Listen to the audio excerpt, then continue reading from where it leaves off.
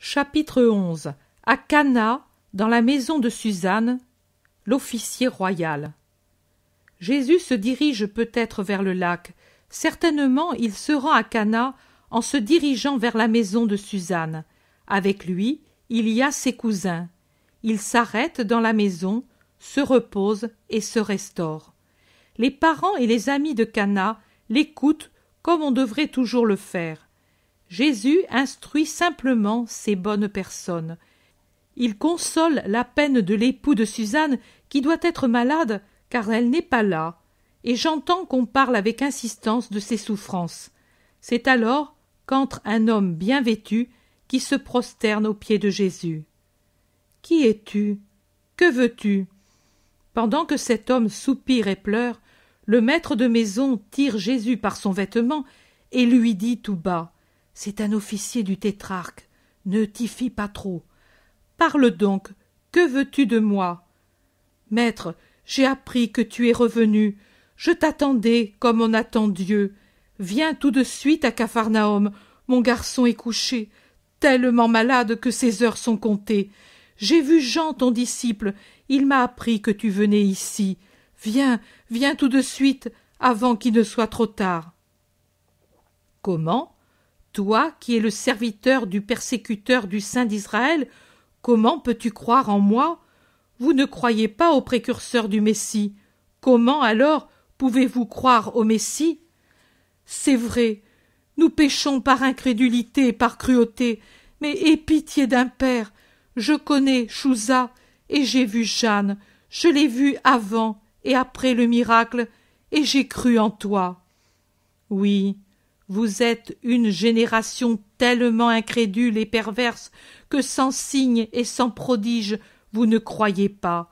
Il vous manque la première qualité indispensable pour obtenir le miracle.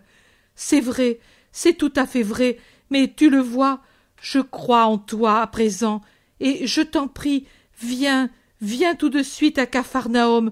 Je te ferai trouver une barque à Tibériade pour que tu viennes plus rapidement. Mais viens avant que mon petit ne meure.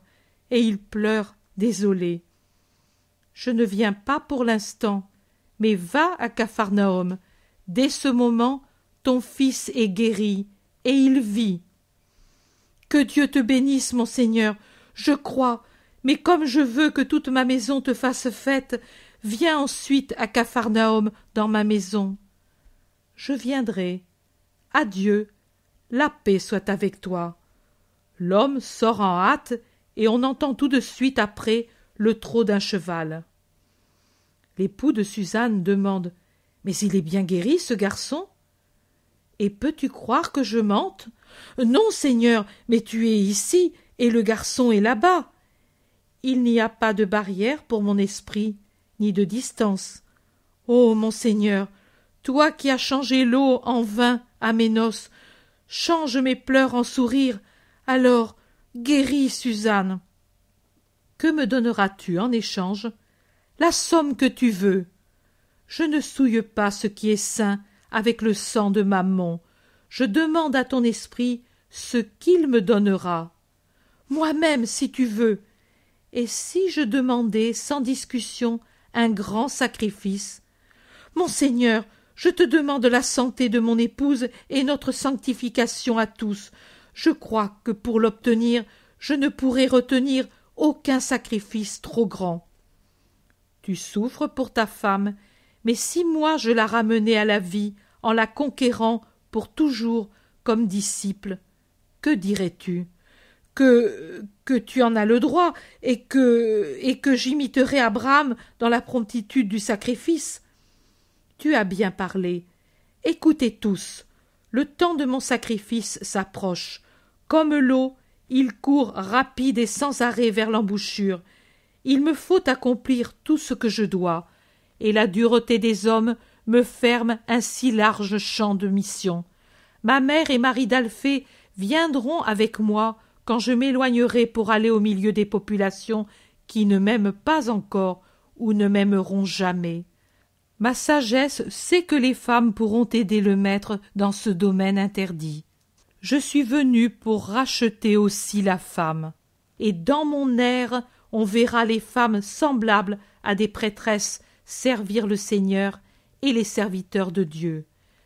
J'ai choisi mes disciples, mais pour choisir les femmes qui ne sont pas libres, je dois les demander à leur père et à leur mari. Le veux-tu? Seigneur, j'aime Suzanne, et jusqu'à présent je l'ai aimée plus comme chair que comme esprit. Mais sous ton enseignement, quelque chose déjà est changé en moi, et je vois en ma femme une âme aussi, en plus d'un corps. L'âme appartient à Dieu, et tu es le Messie, Fils de Dieu. Je ne puis te disputer le droit sur ce qui appartient à Dieu. Si Suzanne veut te suivre, je n'y serai pas hostile. Seulement, je t'en prie, opère le miracle de la guérir dans sa chair, et moi dans mes sens. Suzanne est guérie. Elle viendra dans quelques heures te dire sa joie. Laisse son âme suivre son impulsion sans parler de ce que je t'ai dit. Tu verras que son âme viendra vers moi avec la spontanéité de la flamme qui tend vers le haut.